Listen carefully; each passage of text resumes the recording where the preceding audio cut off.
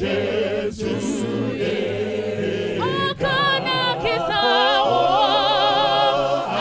akana kisao anondi jenisa masindi noziwa marupa Jesuye kuna chimwe chiro marupa Jesuye kuregera zitazo marupa Jesuye akana kisao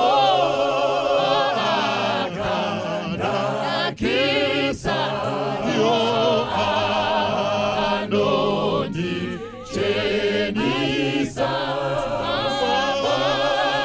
masindi noziwa marupa Jesuye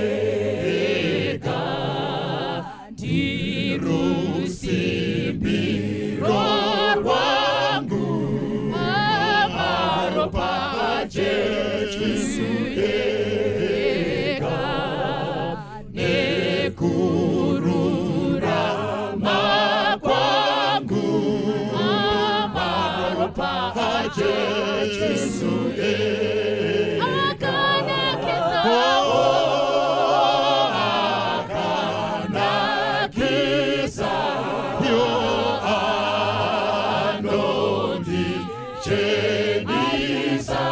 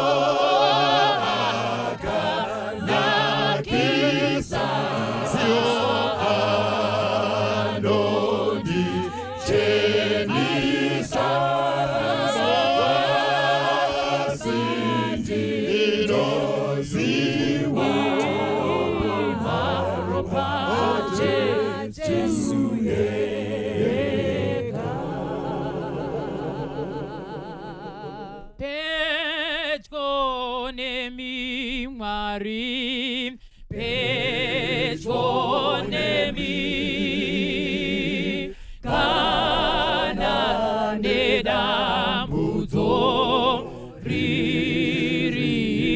ririneni ndichiri kuimba pedyo nemi Mwari pedyo nemi Mwari pedyo nemi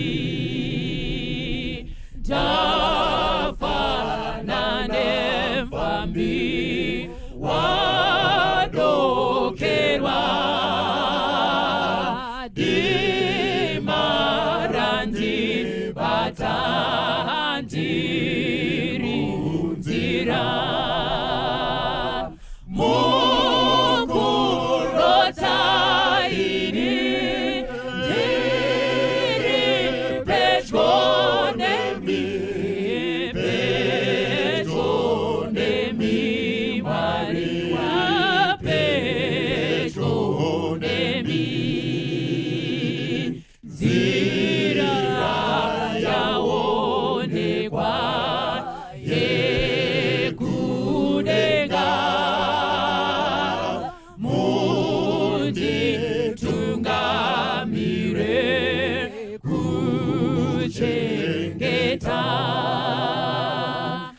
Zache zangirozi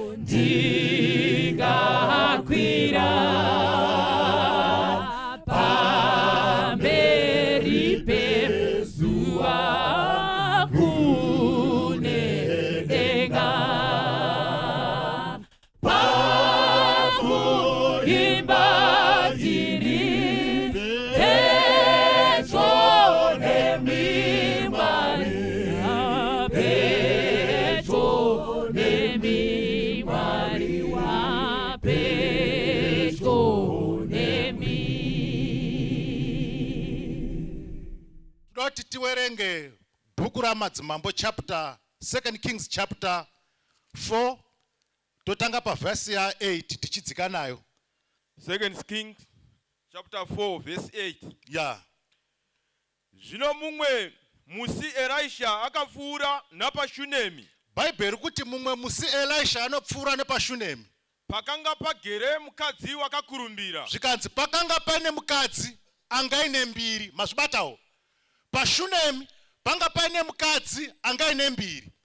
Mbiri yake hatisati tainzwa kuti ndeye kupopota here, ndeye kuita zvakanaka here, ndei, asi tangonzwa kuti paShunemi pane mukadzi ane mbiri. Handei fambai. Iye akamugombedzera kudya zvokudya. Zvikanzi mukadzi uyu ane mukurumbira anogombedzera Elisha kuzodya zvekudya pamba pake. Fambai. Zvino nguva dzose kana achipfuura napo waitsaukirapo kuzodya zvokudya. Handei. Akati kumurume wake, tarirai zvino ndinoona kuti uyu murume unosipfuura nokwatiri, munhu mutsvene waMwari.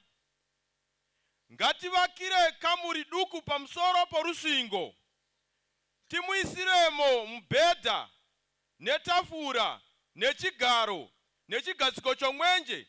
Zvino kana achinge achiuya kwatiri agotsaukiramo. Chimbomirai. Bible rati paShunemi pane mukadzi ane mbiri akakurumbira. Atina kunzwa kuti murume wacho ndeangaine mukurumbira angaine mbiri. Angaine mbiri paShunemi chinyi? Mukadzi wacho. Mbiri yake tinoiona kuti ari kuratidza kuti anga akarongeka. Because Bible riri kuti akagombedzera Elisha nemuranda wake kuti azopota achitsauka achidya pamba pake. Zviri kutiratidza kuti mai ava vanga vakarongeka ava. Asi hatina kunzwa mbiri yemurume wacho. Nekurongeka kwamai ava, manzwa ere Bible riri kuti akati since ndirini ndine mukurumbira handingoiti zvendafunga pamba pemurume wangu. Ari kuenda achiti ndaona munhu waMwari nemuranda wake taikumbirawo. Masvinzwa were zvanzi taidini taikumbirawo. Haana kuti ini ndini ndine cash, baba havana, vanongomuka ndavaka. Akati handidaro, kunyangwe ndirini ndine mbiri ndine mukurumbira ndinotohwarara ndichigwadama pamberi pomurume wangu asina zita. Haleluya chachashe. Kune vana mai vanotikana iye ari pabasa chairo rinotambirwa salary, murume wake achingojingirisa, anofanwa kurispekita. Iye anojingirisa, imwi muri pasalary, uye anoti ndinokumbirawo. Haleluya chachashe. Rega ndiwe padhuze. Hazvina basa kuti imimi munopinde chechi, murume wanyu haapindi chechi. Friday kunyangwe vekuchechi vakati tunogashira sabata pamba penyu, udzai murume wenyu haangufanirwi kundodzwa pamba pakuibwa rukariro. Haleluya chechi yashe. Ngaudzwewo kudzi vanhu vechechi vari kuuya kuzogashirwa sabata pamba papi pano. Famba hande. Verse 11. Verse 11. Zvino mumwe musi akasvikapo. Yeah. Akatsaukira kukamuri iyo duku. Yeah. Akandowatamo. Akati kuna Gehazi muranda wake, dana mukadzi uyu muShunemi. Vakati amudana, iye akamira pamberi pake. Yeah. Akati kwaari, chitaura kwaari zvino uti, tarirai makatichengeta zvikuru kwazvo. Zvino tingakuitire ivo? Munoda kuti tikurevererei kuna mambo kana kumukuru wehondo here? Iye akapindura akati, ndigere hangu zvakanaka pakati pavanhu vangu. Ishu here kuti mother wangu akagara zvakanaka. Amuchechi kane. Ishu here kuti mother zvinhu zvanga right. But tichawerenga mberi vangu vasina mwana ava. But vari kuti ndigere zvangu zvakadini? Zvakanaka. Bible riri kuti mava vari kudzi nemuranda waMwari tingakuitirei pane zvamatiitira. Zvikanzi ndigere zvangu zvakadini? Zvakanaka. dai murimi mapuwa ofa yakadai nemunhu waMwari, anditi maiti muri kuda mota isina neighbor, anditi maiti munoda imba isina hama yenyu, anditi maiti ndoda kuti mwana wangu adzidze kuchikoro chisingadzidzwi nemachechimeti, anditi maitaure zvakakura kuti muzikanwe, chakaita kuti Zakeu abvunze kuti Jesu ndiani, angari kuti aita mukurumbira kudarika ini muno ndiani. Saka vanhu vazhinji vanoda kuzikana kudarika vamwe. Saka uyo ari kuti ndigere zvangu zvakadini zvakanaka, kunyangwe apiwe ofa yakakura yekusarudza zvaanoda, but ari kuti ndigere zvangu zvakadini zvakanaka, rega ndiwe padhuze. Ari kuwiga nhamo dzake. Dzidzai kuwige nhamo dzenyu. Mukanetsana usiku takarara, mangwana makusentro mukati chizviona, matokanda pastatus. Dzidzai kuwige nhamo dzenyu, titesere chechi yacho. Kundonetsana murume nemukadzi usiku, mangwana makusentino zviona. Ndimi munoita kuti mbavha dzikubirai futi. Because amugoni kuwiga zvinhu, munonanika zvinhu pamastatus. Madzina namukoma holiday ndochanga tiri kuFit Force. Muri koti nozvoroti hamupo pamba imimi. Ndimi munodaidze mbavha imi. Makayanika pamastatus. Uyo ari kuti ndigara zvangu zvakanaka, but haana mwana uyu. Ishuwa here kuti usina mwana wakaroorwa nana tete unonga wakagara zvakanaka. Anditi ndoanonga chikukonora chitaura. Wakafambira pamba pano wasimbazve. Chawakafambira sikuchiziva. Uchitukwa nekutsoropotswa. But uyo ari kuti ndigara zvangu zvakanaka uyu. Dzidzai kuwige nhamo dzenyu. Famba inzwai, handai, werengai. Verse 14. Verse 14. Akati. Ya. Zvino tingamuitira iko? Akufunzwa ndiGehazi manje. Gehazi akapindura akati. Gehazi akati, zviro kwazvo haana mwanakomana. ndina problem naGehazi. Gehazi anoona maproblems evamwe, but hana solution. Zvikadzi naGehazi, uyu haana mwana uyu. Haana mwana, so what? Gehazi basa rake nderekuona maproblems evamwe stereki. Tinana Gehazi muchechi, ndo basa rake zvakafambira hazvizivi, chake kuvhura maziso kutarisa matambudziko evanhu. Famba, toda kumhanya. Nomurume wake wakwegura. Hapana zvanzwika ndindega ndanzwa kani. Pane zvamanzwa here chechi. Zvaidze uyu haana mwana uyu. Chero muri munhu waMwari mukanamata sei, murume wacho akura. Titesere chechi. Zvaidze uyu haana mwana uyu. Muri munhu waMwari tinokuzivai imimi. Kuti makarowa Jordan nebhachi renyu mvura ikamira. But apa muibudimetse yacho apa. Uyu haana mwana, plus murume wacho wachembera. Munozati kuna vanhu vanotokawo neproblem yako. Ari kubva aona problem yako, haoni solution yacho. Ari kuona kushayikwa kwemwana, ari kubva aona kuchembera kwemurume wacho. Gehazi ari kufanana naMoses. Moses ndiye muchinda uyokuona gwenzi rikupfuta risingatsvi. Moses aitarisira kuona gwenzi rikupfuta, achibva atarisira kuda kuona madota acho. Titesere chechi. Ari kutarisira kuda kuona gwenzi rikupfuta, ari kubva ade kuona futi nemadota ani acho. Kuna vanhu vanoti akaona mwana wako adzingwa chikoro, ari kutarisira kuona kudzingwa kwemwana chikoro, ari kutarisira uniform yacho kubvaruka, ari kuda kuona gwenzi richitsva nemadota acho. Akangodzwa kuti muri kunetsana murume nemukadzi, ari kutarisira kunetsana. Atarisire kurohwa kwako, atarisire kurambwa kwako. Gwenzi nemadota acho. Akanzwa kuti basa rako rapera, ari kutarisa kuona uchidzingwa porikulocha. Gwenzi nemadota acho. Saka uyo ari kuti haachembera uyu. Haana mwana, dharo wachembera. Famba. Verse 15. Ya. Iye akati mudane. ya Wakati amudana, ya iye akamira pamukova. hapana zvanzwika ndinde ganda panzwa futi vanhu vamwari pane zvemanzwa here zvanzi naElisha gesi chidana mukadzi uyu mukadzi achibva adanwa achibva amire padhoo Yeah. vakati handipindi kunyange muine munhu wamwari umu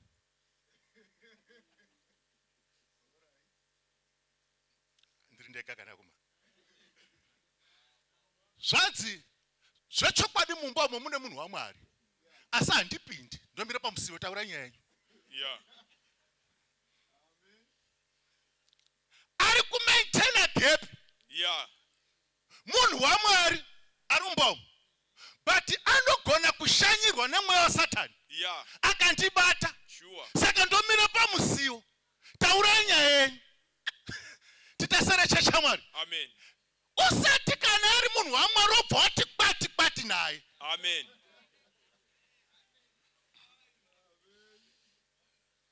zvinonzwa baba wakumba kwanyu ndo zvaanonzwa munhu wamwari Yeah. saka maintaina gap yekuti kana paine mweya wamushanyira unotiza tatukana here Ayo. fambai inzwai Verse 16. vhesi ya16 Akati ya nenguva ino kana gore rapera ya uchafungatira mwana. ya Iye akati kwete ishe wangu munhu wamwari rega kureva nhema kumurandakadzi wenyu. ya Mukadzi akawa nemimba akapona mwanakomana nenguva iyo pakupera kwegore sezvakanga zvataurwa naElisha kwaari. Zvino mwana wakati akura akaenda mumwe musi kuna baba wake kuvakohwi. Akati kuna baba wake, musoro wangu. Iyo wakati kumuranda, mubereke uende naye kuna mai vake. mirai mazvinzwa here zvanzi mwana wayo akazokura sidzi pamba apa panga pakarongeka apa zvanzi mwana akanzi chimboendawo kumunda kune vamwe vari kurima nekukohwa uko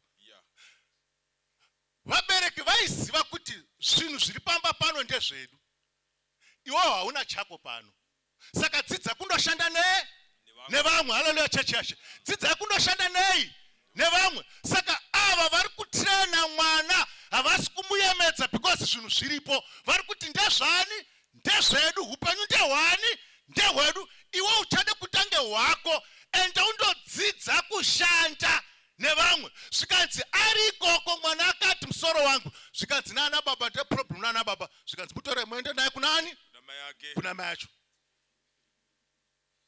munosati ana baba tinenge mukazviwindike tiinako so mwana unogomera baba flat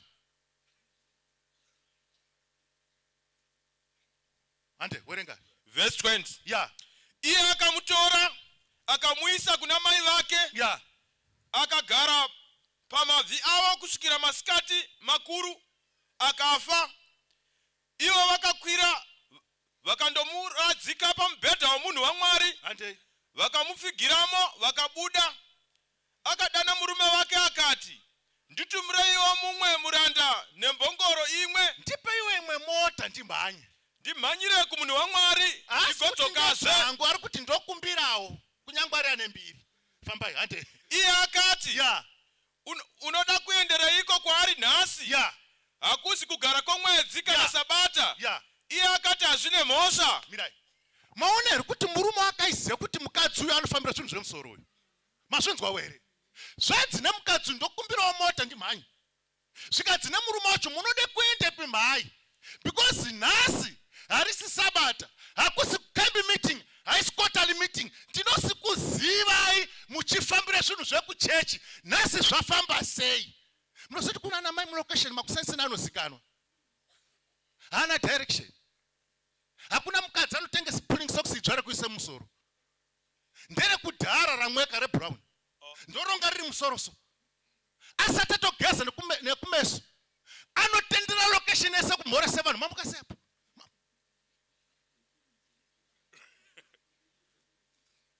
uyu murume wake anozviziva kuti haafambirisina basa uyu Yeah. mai vanozikanwa kuti vanoteramira pamba ava Yeah. vachironga zvemhuri yavo mai vapi ava havana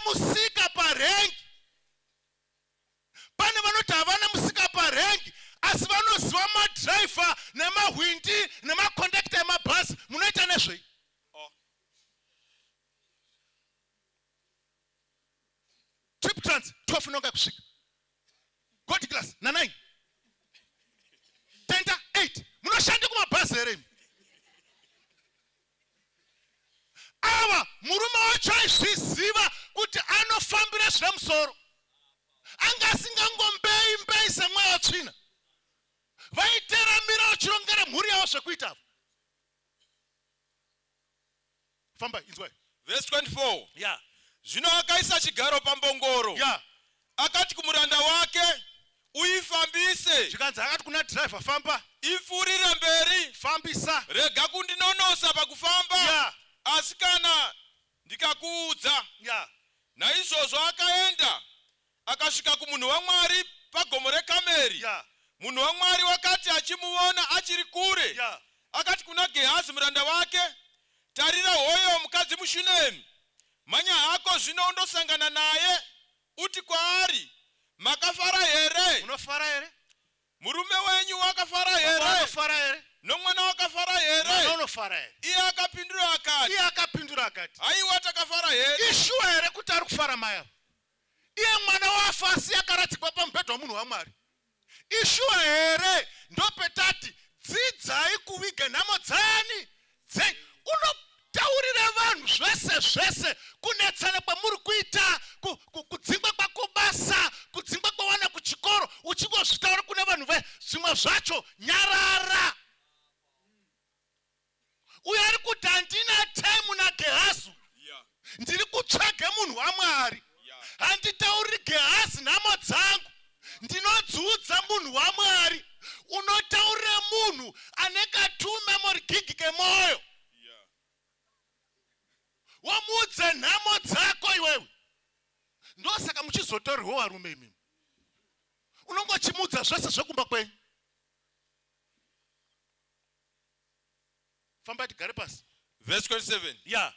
Zvino akati achisvika kumunhu waMwari pagomo. Yeah. Akabata tsoka dzake. Gehazi akaswedera achida kumusundira kure. Asi here Gehazi wekuona dambudziko uyu. Ndiye kauyu. Aona kuti munhu uyu ane shungu aende pamakumbo emunhu waMwari akumusarira zvekure. Famba. Asi munhu waMwari akati, Yeah. Murege hake, nokuti mweya wake une shungu mukati make. Yeah. Asi Jehovha wakandiwanzira izvozvo, haana kundiudza. Yeah. Ipapo iye akati, ko ndakakumbira mwanakomana kuna she wangu here? Ko handina kuti, regai kundinyengera here? Ipapo akati kuna Gehazi, chisunga chiuno. Yeah. Ubate tsvimbo yangu muruoko rwako. Zvisunga chiuno bate tsvimbo yangu muruoko. Uende. Kana ukasongana nemunhu. Topic yangu rekuti tsvimbo iri right, maoko akaibata. Tsvimbo iri right, maoko akaibata, ndo ari wrong. Fambai. Rega kumukwazisa. Tora tsvimbo, sunga chiuno chako, ukasangana nemunhu rege kumukwazisa. Kana mumwe akakukwazisa. Usamudavira. Ugondoisa tsvimbo yako. Elisha ari kupa Gehazi instruction. Yeah. Zvikanzi mind your own business. Mind your own business. Bata tsvimbo yangu. Zvisunga chiuno chako. Chienda. Ukasangana nemunhu usamukwazisa iwewe. Iye akakukwazisa usamudavira. Mind your own business. Kune vanhu vasingazivi business ravo. Pakataurwa zvebhora anokomenta. Zvotori zvekupolitics anokomenta. Kugurupu rekuchechi anokomenta. Rekufamily anokomenta. Zvekunyaradzo kwasingashandi anokomenta. Zvekumapassport kwasingazi iasitorina futi anokomenta. Haana kana license. Zvikataurwa zvekwaVIT anokomenta. Mind your own business.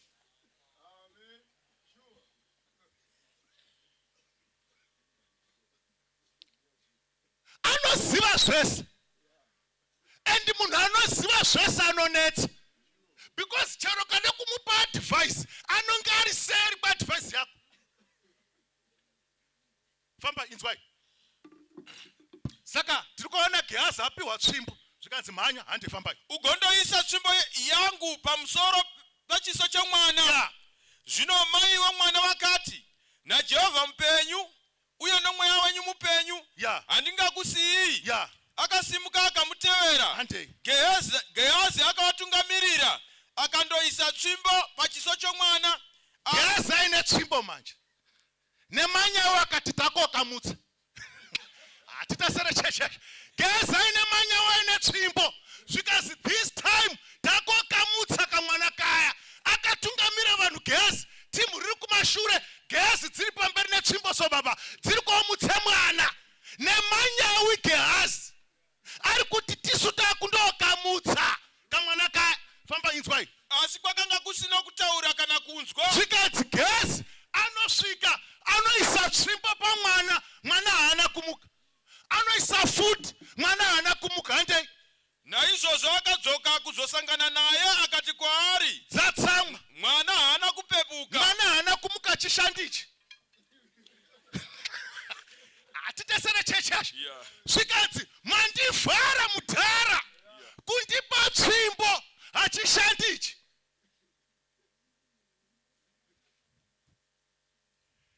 Ishue. Tsvimbo iri right but maoko akaibata. Maiziva here kuti camp meeting ino ndiyo but vanhu vacho varipo. Camp iri right but team racho riri pano ndori wrong. Tsvimbo iri right maoko akaibata. Maiziva here kuti ari kuparidza mharidzo ndidzo but ari kuparidza wacho. Tsvimbo iri right but maoko akaibata.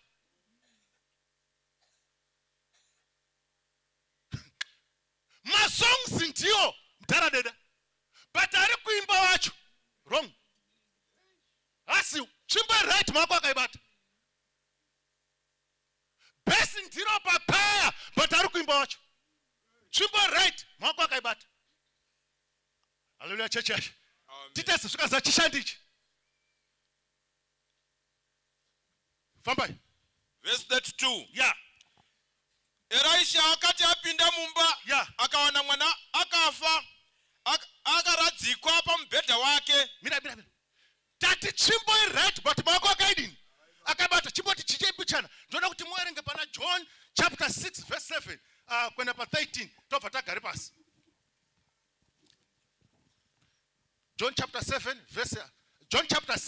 verse 7 kwenda pa 13. Regati tibva tadai. Tinoda kutenda Mwari nokuti mwana haana kumuka. Achechi kana tibatsire kunzwa. Tinoda kutenda Mwari because mwana haana kumuka. Dai mwana akamuka, Gehazi aitiza netsvimbo.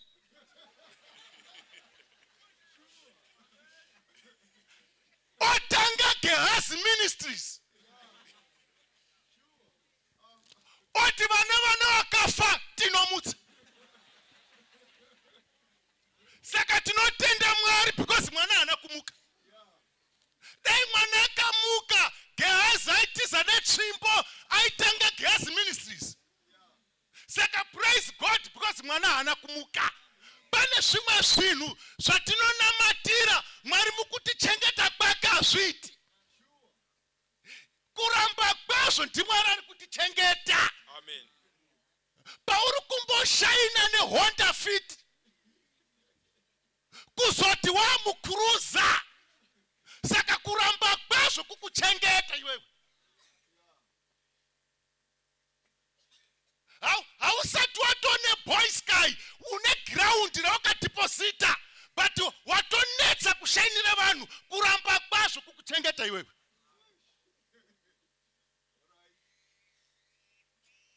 Pauri kumbotishainira nemwana ari kupasa kuECD.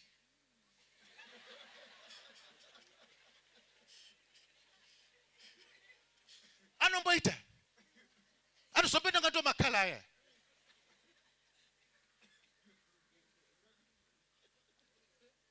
Saka zvimwe zvinhu zvinotirambira tichinamata Mwari ari kutichengeta. Saka kuramba kutadza kumuka kwemwana Mwari ari kuchengetedza Gehazi. Yeah. Gehazi waitiza uyu. Otange church uyu. And aitanga Gehazi Ministries. Rekanjidai. Maiziva here kuti chakaita kuti Jesu abatwa mupendero nemukadzi wekubuda ropa. Statement rakataurwa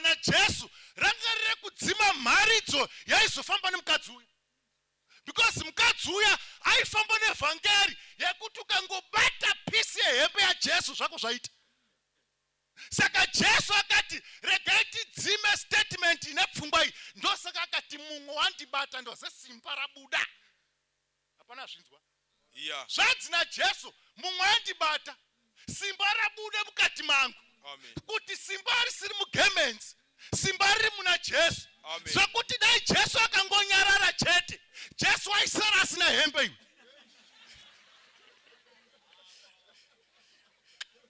Gemenzi raJesu raipera kuchekwa nevanhu. Munhu ari kufaita kuda kubuda nekapisi kakadai. Kana mwana arwara bata. Zvikanzi naJesu simba ndorabuda mukati mani mangu. Simba harisiri mugamendi. Saka Jesu kugara dzima pfungwa yemukadzi uyu ndosaka akati simba rabuda mani mandiri. Aisara asina hembe. Yeah. Mukomana uyu gamendi rake raimweswa uyu. Munhu adofaita kubuda nekapisi kadai. Bata. Mwana kandorwara bata.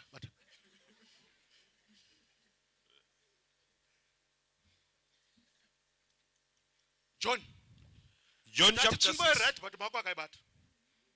Ande. Verse 7. Filipo akapindura achiti, Yeah. zvingwa zvamadhinari ana mazana maviri. Inyati muri ara kufitwa naJesu. Jesu anobvunza vadzidzi varume vakuru vaiva. Zvikanzi topei chinyi vanhu ava vauya ava vachinzwa tichiparidza tovapei. Ari kuvhunza varume vakuru vana Peter, vana Filipi, vanani vanga vari pavarume vakuru ava. Zvikanzi Zvingwa zvina madhinari ana mazana maviri hazvingawaringani. ndiani muchinda ari kutaura? Filipo. Atorwe budget angotasa so. Hai munhu andidzwa wakareba. Zvatsi tonope iko vanhu vese vakangana vachibva kuti pane varume vanorwe budget. Zvikazvimba zvinomangani? Madhinari ane mazana maviri. Atopedza metsi dzacho. Ukaza atokwana ava. Fambai. Kuti mumwe nomumwe atore zvishoma. Yeah. Zvino mumwe mudzidzi wake Andreas, Yeah. munun'una wa Simon Petro, Yeah. akati kwaari, Yeah. pano mukomana une zvingwa zvishanu. Ishwari kuti varume vangu vasina mari ava. Zvari kutarise lunch box yemwana. Titasere chechashi. Ngatibatsane kunzwa kare. Titasere chechashi. Vadzi naJesu to feedai vanhu ava. Zvikazisati na chinhu. But budget redu uri kutaura kuti kunyangwe tikati madhinari mangani vanhu vangu vakwana ava. But umwe muchina ndokutarisa tazvikaza pane mwana une lunch box. Iwe kutoti wafamba usina wallet here iwewe. Zvokutarisa lunch box yemwana. Inzwai. Pano mukomana ane zvingwa zvishanu zvebhari. Yeah. Nehowe mbiri. Yeah. Asi hazvingawakwaniri vanhu vazhinji vakadai. Yeah. Jesu akati, garisai vanhu pasi. Yeah. Zvino kwakanga kuno uswa huzhinji ipapo. Yeah. Naizvozvo varume vakagara pasi. Yeah. Kuwanda kwavo kudenge zviuru zvishanu. Fambai.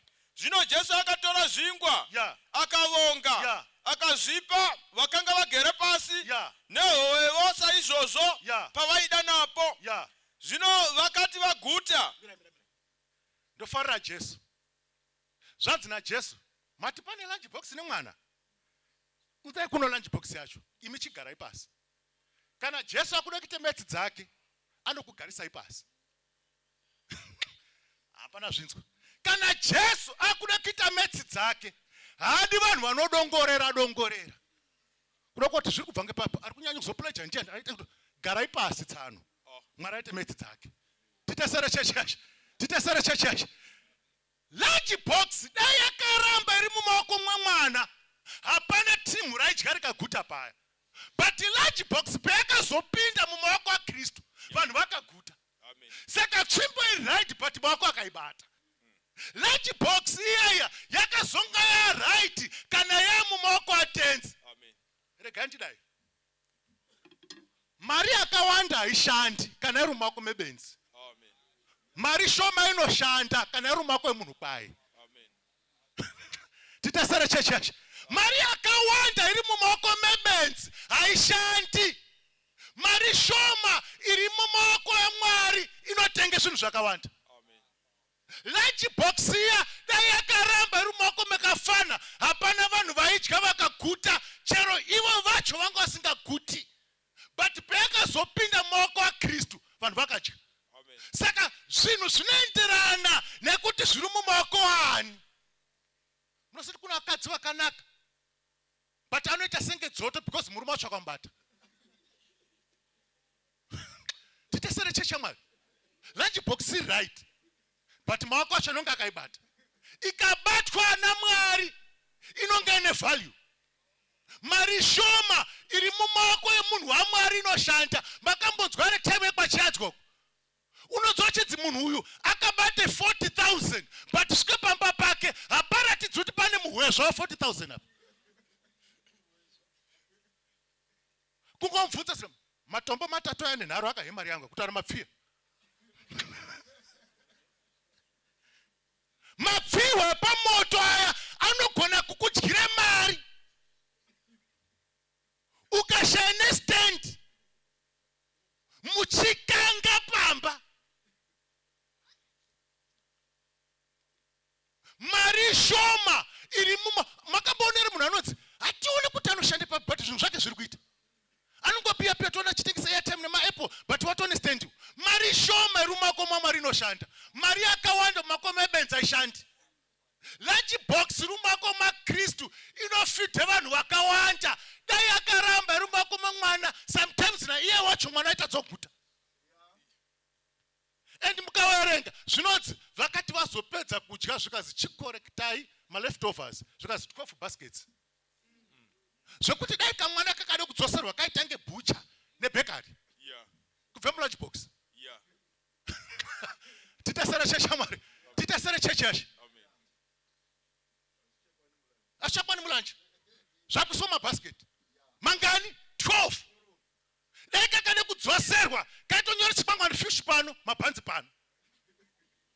Zviri kubvepi mumaoko aMwari? Tapedza. Kupedza kuna stare kutanga ndo kunonetsa.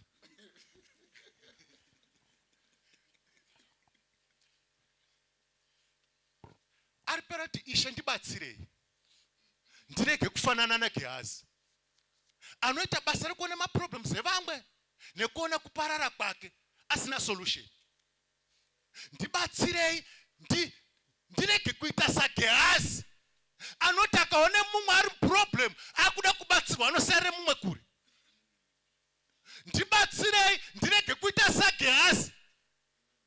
Anoite zvinhu nemanyawu zvikaramba anotsamwa. Ndibatsirei Ishe ndiite munhu kwaye. Simudze maoko tinamata. Ngatinamatei. Baba wedu ari kudenga namuponesi wedu Jesu. Tokutenda Ishe nekutaura kwemaita nesu mazvita nekuwa nesu mukati memangwanana ano. Tasimudza maoko tichisarenda upenyu mukati memaoko enyu. Tibatsirei simba rekurarama tichite zvakanaka hatina. Tinototsvaga simba kubva kwamuri. Tinokumbira Mwari kuti tibatsirikane.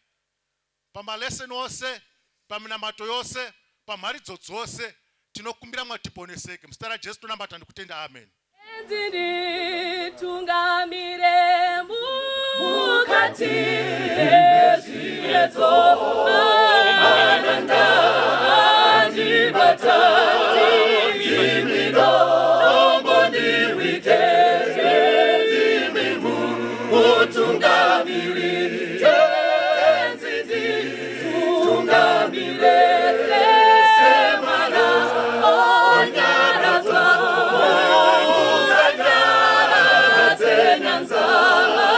Ananda, ano munzwa,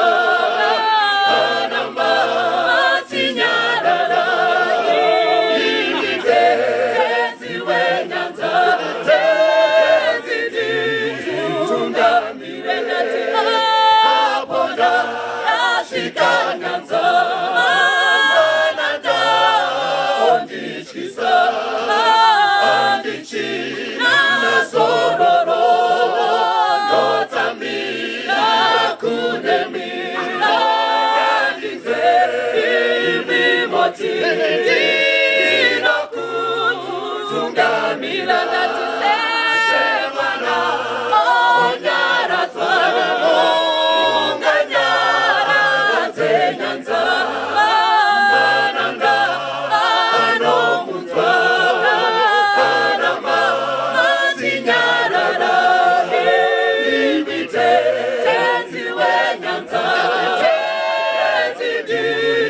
tungamire ndati apona nashikanyanza mananda ondichisa anichina sororo notamira kudemi alize imimoti ondira kutungamira.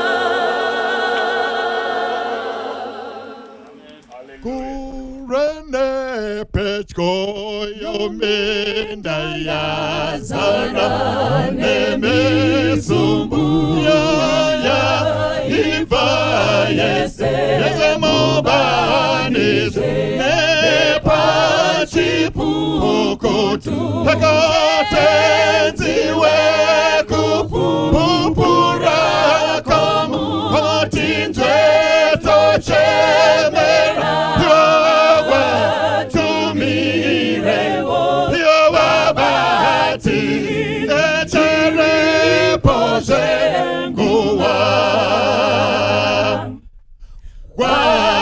watumire mangwananize nepamasikati